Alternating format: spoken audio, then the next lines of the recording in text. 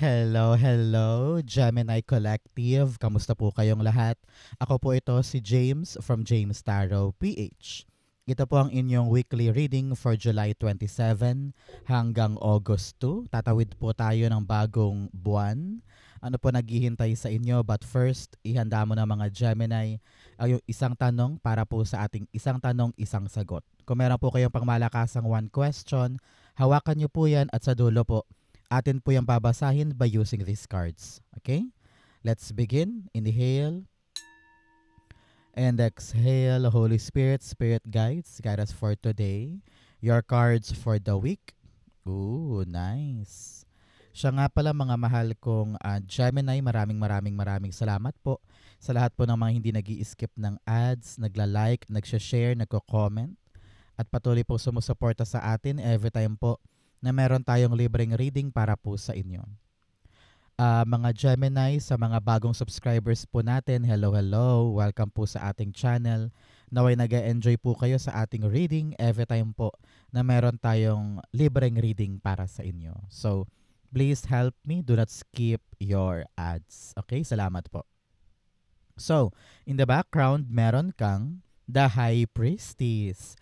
Sabi dito ng yung spirit guides, you need to trust yourself pagdating sa mga desisyon mo moving forward. Okay?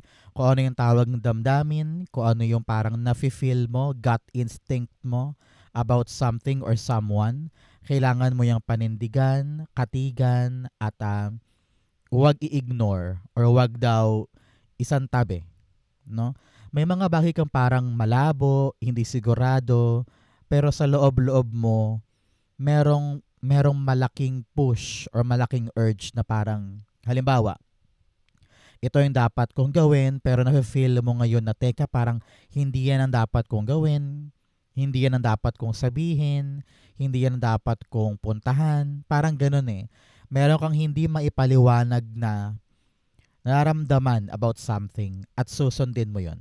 Because that is your spirit guides or angel guides protecting you from something na hindi mo alam. 'Di ba? So manalig, magtiwala, and trust yourself. Okay? Especially in your core energy.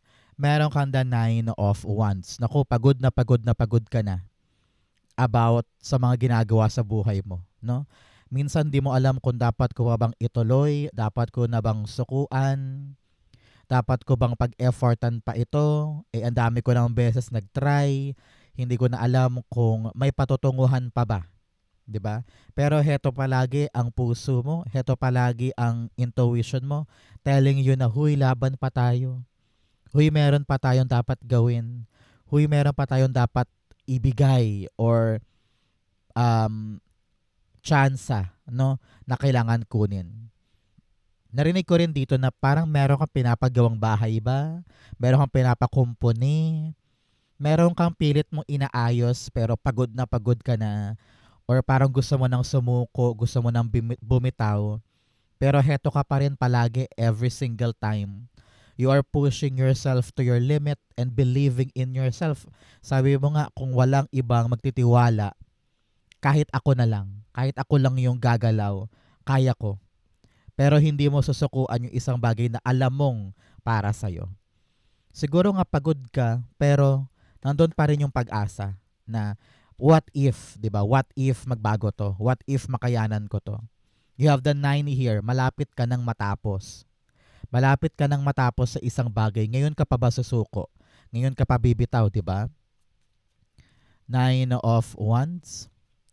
The 3 of Cups. Okay. Si 3 of Cups dito sinasabi ng yung spirit guides na you need to find the right people na isurround mo sa iyong paligid para i-cheer ka, para supportahan ka, para samahan ka sa laban na ito. We have the Page of Wands at the bottom of your clarifier telling me na merong isang bagong chance na susubukan mo at sabi ng mga friends mo at family mo, sige, try mo lang, subukan mo lang, kayang-kaya mo yan. So yung kanilang suporta, magpapalakas ang loob mo para bumira pa ng isa. Sabi mo, sige, one more thing, one more thing. And you know in your heart na maaring ito na yon, yung chance na hinihintay ko. No? Isipin mo yan today, pag nilay-nilayan mo, at tanungin kita ngayon, Gemini, ano ba yung bagong chance or isa pang option na gusto mong subukan para once and for all maganap na o mangyari na? I-comment nyo po sa baba. Okay? Para matupad na yan para sa'yo, i-manifest natin. In the area of what you need to focus on, meron kang the 8 of Cups. Sabi dito, Gemini, meron kang mga bagay na dapat mo nang iwanan, no? Alam mo yan. Alam mo yan sa iyong puso kung ano yung kabitaw-bitaw, kung ano yung parang narinig mo na ay hindi na yan para sa akin. Kailangan ko maghanap ng isang bagong strategy, bagong paraan para yung balak kong mabuo or maabot magawa ko through this. Itong new opportunity or new way, baka bagong diskarte ito, bagong paraan, bagong ruta, pero yun pa rin yung destinasyon. Yung pangarap mo pa rin abutin. Kaya lang this time, magbabago tayo ng daan papunta doon. Kumbaga kung hindi gumagana yung main road, aakyatin mo yung zigzag para makapunta doon sa bagay na yun. 'Di ba? So, meron kang ibang diskarte ngayon na alam mong dapat mo nang gawin. So, manalig ka lang doon sa proseso, sa kasaparaan mo para maituloy mo siya. This week, malalaman mo yung katotohanan about the process, about the reality, at tutumbukin mo yung paraan para makapunta doon. Okay? Clarify natin. The 8 of Cups is being clarified by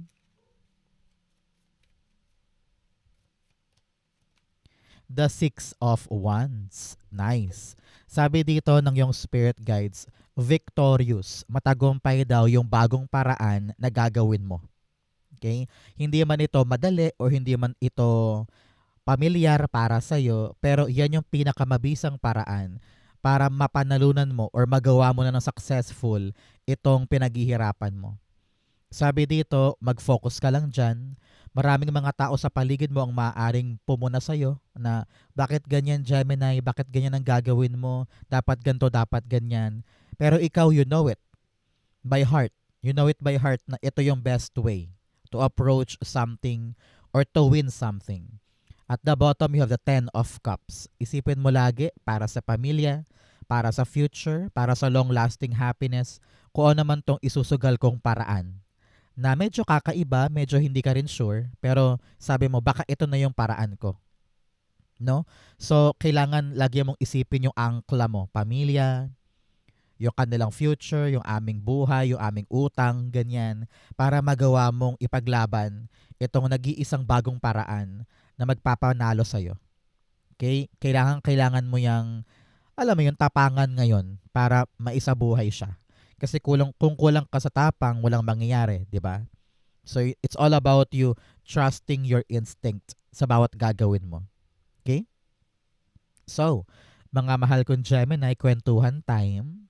Ano yung favorite mong ulam? Naku, lalo pati nasa abroad kayo halimbawa na miss yun na yung authentic lasa ng ulam na yun. Ako, I love sinigang na talagang malapot. May gabi, may maraming okra. Ikaw, what is your favorite dish na medyo namimiss mo na dito sa atin? O kung nasa Pilipinas man kayo, ano yung favorite ninyo? Okay? In the area of what you need, meron kang the Lover's card. Ikaw to, Gemini, kapag lumalabas ka sa iyong sariling reading, ibig sabihin, napaka-powerful mo this week. Okay? You have your element in your arsenal para matupad yung mga bagay sa'yo ngayong linggong ito. Ngayon, ang kailangan mo daw maging ikaw, maging best version of yourself. No? Marami mang malabo, marami mang nakatago sa'yo, marami mang hindi mo alam o hindi mo natitiyak kung anong papatunguhan, pero ang importante, papanindigan mo yung isang bagay. Kasi alam mo kung gaano kahalaga. Alam mo kung gaano siya ka-importante sa'yo, sa puso mo, sa pangarap mo, sa future mo. Kaya panindigan. Piliin, be committed, take responsibility para magkaroon siya ng effective na pagbabago moving forward. Kung ano man daw yung malabo, linawin. Kung ano naman daw yung hindi sigurado, panahon na para upuan yan at talagang pag-usapan.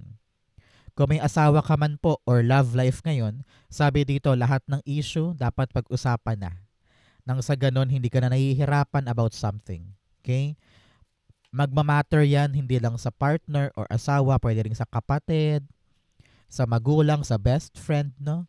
Kung merong hindi mapagkakaunawaan, pag-usapan para maintindihan ka nila or ikaw ang makaintindi sa kanila. Okay? Lovers, the Eight of Pentacles. Sabi dyan, pagdating sa relasyon, kung may karelasyon ka man, you can work on it. No? Pag-usapan, upuan, ibaba ang guard, ibaba ang ego at pride, kung ano man yung mga marital issues, kayang-kayang gawa ng paraan. Kayang-kayang hilutin or plansyahin, ika nga. Pero para sa mga hindi naman love life ang issue ngayon, kita ko dito na your commitment will work. Samahan mo ng sipag at tiyaga yung pananalig mo at responsable mong paghawak sa choice na ito, you will win. It will change your life. You will get that one big chance successfully. Meron kang isa-celebrate with your friends and family. Dahil sa wakas nagawa din ni Gemini. Parang ganon. Okay? In the area of what's affecting your current energy, meron kang the Magician card. Si Magician dito, sinasabihan ka na ngayon ka nagagalaw. This is all about doing things now. You have the enough tools, you have the enough resources and experience para gawin yung nag-iisang option o nag-iisang chance na magagamit mo para mailaban or mailarga yung isang bagay. Huwag kang mag-alala, you are not alone sa laban na ito. May mga taong tutulong sa'yo. Kaya laksan ng loob, maniwala sa iyong minanifest. Alam ko nag-manifest ka about something. Ito na yung time para salubungin mo siya. Salubungin mo yung minanifest mo para magkaroon ng pagbabago sa'yo. You have the High Priestess and the Magician card. Magkasunod to sa Major Arcana cards natin. Yung iyong intensyon na kumilos at pananalig na kaya ko, magagawa ko, malaking epekto yan para matupad sa'yo. Okay? Importante ngayon, gagalaw ka na. Kahit maliit lang na hakbang, kahit 2 steps lang for today, tapos bukas na ulit. Ang importante, gumagalaw ka, kumikilos ka, binibigyan mo ng tsansa, yung opportunity na maganap talaga para sa'yo. Hindi mo hahayaang mapunta sa iba or maging flyby lang yung opportunity, di ba? You are now taking responsibility and make sure mo na magagawa ko to, kaya ko to. The Magician, the King of Cups. Yes, magpakahinahon ka lang. Meron kang King and Queen here. King of Cups, the Queen of Cups, and the King of Wands. Kung sa partnership ay merong umaaligid, panahon to para alam mo yun, para kailangan maging committed kayo together ng partner mo. Para sa mga Gemini yan na may lover na. Okay? But for others, sinasabihan ka dito to keep your cool. Huwag ka masyadong, alam mo yun, huwag ka masyadong matakot, ma-stress, mag-aligaga, or pangunahan ng emosyon. Panahon to be action-oriented kesa harangan ka ng sarili mong emosyon sa bawat gagawin mo. Okay? You need to be ready, but at the same time, you need to calm yourselves. Walang mapapala at walang mararating. Yung sobra-sobrang takot, pangamba, nag-aagam-agam, catastrophizing, no? Palagi nag-iisip ng ikapapangit nung ginagawa. Kailangan dito kalmado at pagkatiwalaan mo sarili mo. Okay? In your near future, meron kang the Queen of Cups. Sabi dito, Gemini, narinig ko na in the near future, ang tabayanan mo, mga 14 weeks or 14 months after watching this video, panatag ka na. Nasa kamay mo na yung klarong-klarong sagot dun sa mga bagay na dati or ngayon ay malabo. 'Di ba? So, nasa kamay mo na eh. Hindi ka na takot, hindi ka na nag-iisip, hindi ka na mapapagod dahil nasa kamay mo na yung isang bagay na nagbigay sa iyo ng pagkakataon para makuha ito. Example, matagal ka nag-apply sa iba't ibang bansa para sa certain job. Pero sabi mo, may chance pa ako, may opportunity pa ako, kukunin ko to. Ito sabi ng friends mo, sige Gemini, gawin mo yan. Um, kayang-kaya mo yan. Ayun, boom. Nakakuha ka na ng isang trabaho abroad. Halimbawa, sa New Zealand. Ganyan. At nasa kamay mo ito. Nilaban mo lang ngayon, kahit wala kang kasiguraduhan, makukuha mo. Parang ganon. So, rejoice in the katuparan ng mga nilakad mo, ng mga pinagtrabahuhan mo, ng mga pinili mong panindigan. At heto ka, ninanamnam mo yung magandang resulta at talagang very, very happy ka, very accomplished. You're very satisfied with what you received na tagumpay mula sa isang pagkilos. Congratulations. Saludo ko sa iyo, Gemini. Hindi ka sumuko. Talagang pinakita mong akin yan. And the universe conspired para sa iyo. Pinakita mo na kaya mo, magagawa mo. Ayan, binigay. Queen of Cups, the Emperor. Yes, bunga yan ng katapangan, disiplina, lakas ng loob, ng iyong pagiging wais. No? Wais ka rin. Lahat yon, lahat ng kinilos mo, nag-contribute para mapasa kamay mo yan. Nine of Cups at the bottom. Alam mo na, Gemini, kapag lumalabas to, panahon na for you to make a wish. Pumikit ka na ngayon dyan, i-wish mo na yung wish mo dahil sa Nine of Cups na nandito. Sabi, kung ano man tong makukuha mo, maaabot mo, ito yung pinangarap mo, winish mo, at talagang magpapasigla sa'yo dahil napasa kamay mo na. Parang wala kang pagsidlan ng happiness and shock. Kasi sabi mo, pinangarap ko lang yan, iniisip ko lang yan dati pero nasa reality ko na. Ngayon, you are controlling your life. Nasa tamang direksyon yung buhay mo, alam mo na yung gagawin mo, alam mo na yung purpose mo, alam mo na yung direksyon mo na hindi ka na malilito or hindi ka na mag-iisip pa or dalawang isip tungkol sa mga bagay-bagay. Parang ano na very concrete na, very matibay na, matatag na. Kaya alam mo na yung gagalawan mo. You have the power in your life now na alagaan ito, no? At payabungin sa buhay mo. Congratulations. In your challenge, meron kang the Chariot card. Sabi dito, ang problema mo, urong-sulong. Kaya sinasabihan ka talaga na, huy, time na para kumilos, time na para manindigan, time na para magbago ng strategy, para manalo ka na dito. Meron kang mga plano, meron kang mga idea, meron kang balak gawin, pero urong-sulong ka. Parang gagawin ko na ba? Or aatras ako? Pupush ko na ba or hindi? Pag ganon ka. Oh? Parang walang nangyayari kasi 2 steps forward, papalitan mo ng 5 steps back. No? Kaya kailangan dito ihanda ang sarili. Tell yourself na walang mangyayari kung nasa comfort zone lang ako. Walang mangyayari kung papaubaya ko lang sa kapalaran lahat-lahat. You need to prove to universe na ready kang suungin yung para sa'yo talaga. Believe in your ability. Makakaya mo yan. Okay? Clarify natin. The Chariot card, you have the King of Swords. Yes, manindigan, tumayo, lumaban, magkaroon ng malinaw na pananaw patungkol sa mga bagay na gusto mong iabante. No?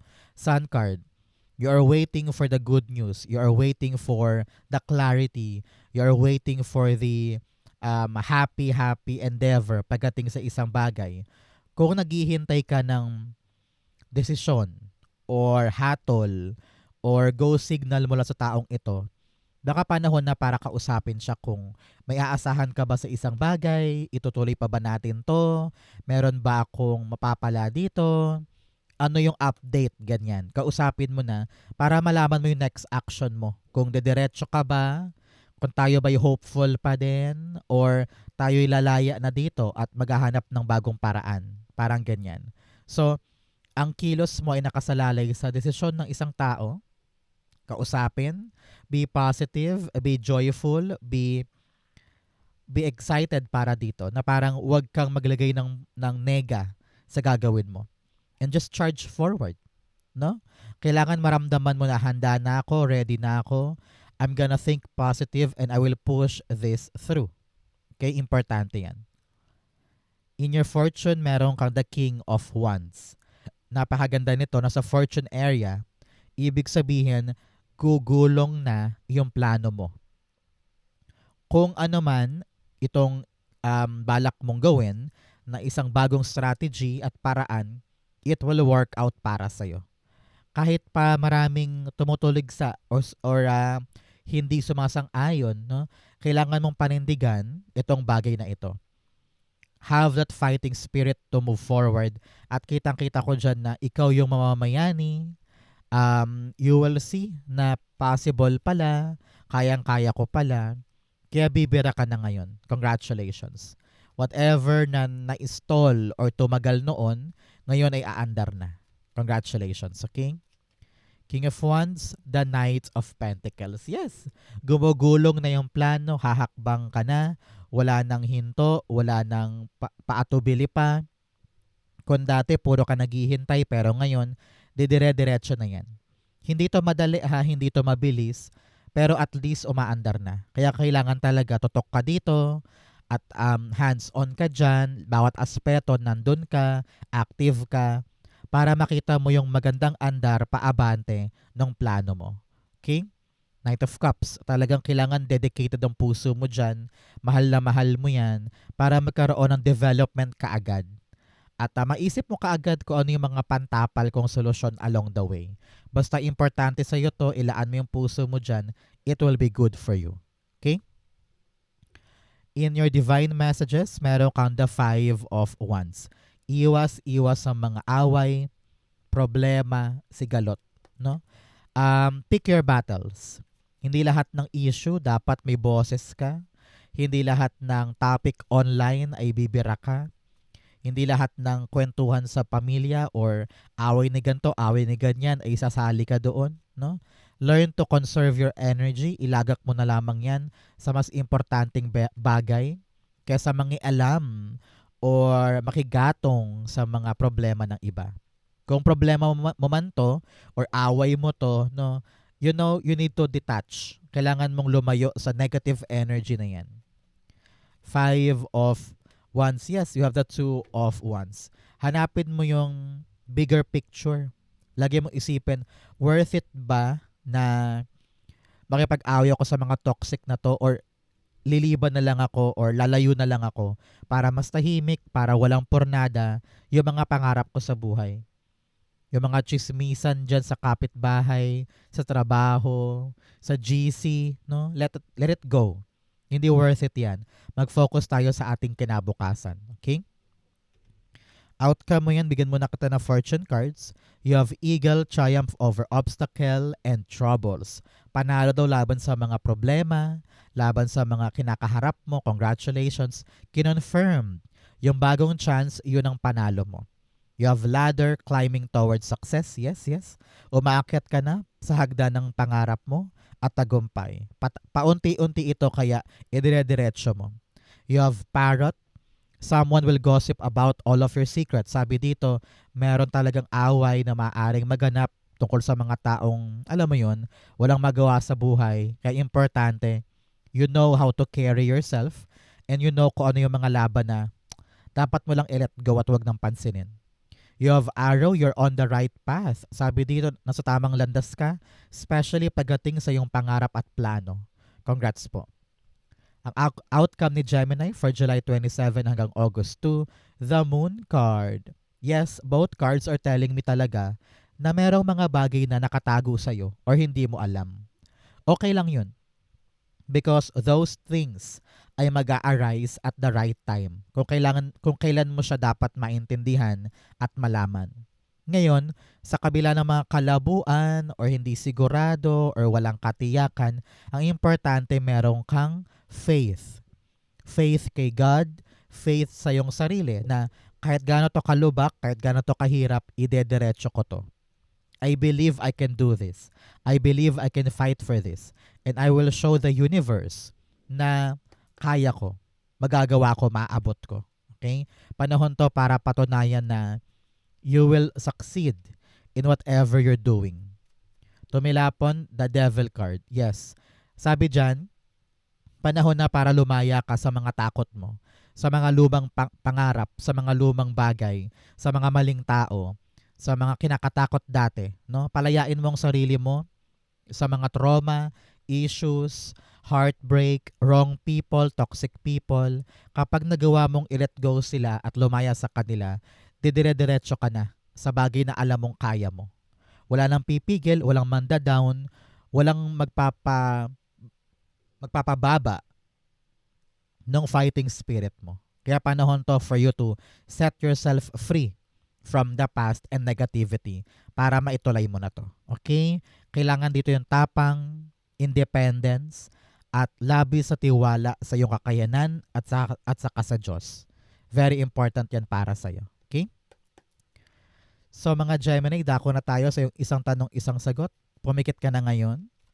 Isipin mo yung one question mo. Inhale and exhale the answer to your question. Meron kang Eight of Wands, the World card, and the Emperor card. Beautiful. At the background, meron kang Seven of Pentacles. Meron kang hinihintay na mabuo or maipanganak or dumating. Matagal ka nagtsatsaga sa bagay na yan. At some point, nawawalan ka na ng gana at pag-asa. Sabi dito, focus ka lang dyan. Talagang wag mong bibitawan. Make sure na inaalagaan mo, binubuting-ting mo, pinagusumikapan mo. Dahil narinig ko ngayon yung mabilis sa dating ng balita. Merong gugulong bigla at sobrang bilis niyan, baka magulat ka pa. No? Kitang-kita ko dito yung completion. Pagbuo, pagkatapos, at talaga namang nandyan na. Nakita ko yung celebration, happiness, because darating sa kamay mo yung ending ng paghihintay. Kaya panahon to for you, Gemini, to be strong, to be brave, kasi it can happen. And you can do it. You can achieve it. May power ka to attract the bunga ng hinihintay na ito. Completion, the World card. Talagang yan yung ending ng journey. At ngayon, darating na po yung magandang balita na yes, nandyan na, yes, nagbunga na, yes, iyong-iyo na. Kaya be strong, ha? Maging responsable kapag lumabas yan. Akuin, tanggapin, alagaan. At gawin mo yung best mo para magkaroon yan ng epektibong reaction moving forward. Okay? Para maging kapaki-pakinabang sa'yo. If you're waiting for a yes or no, the answer is yes, yes, yes, and yes. Magbubunga, tapos na yung paghihintay, bibilis na yung proseso, and you're gonna be strong enough para kayanin yung proseso after. So, congratulations. Okay? Maganda to. Tapos na ang paghihintay. So, mga Gemini, yan po yung isang tanong, isang sagot. Ganon din po ang inyong July 27 hanggang August 2. Sa po kayo nakaresonate, comment below. Basahin ko po yan. Thank you, Holy Spirit, Spirit Guides, for the clarity for today. Thank you rin po mga mahal kong Gemini for watching hanggang dulo. I love you. This has been James for James Tarot PH. God bless everybody.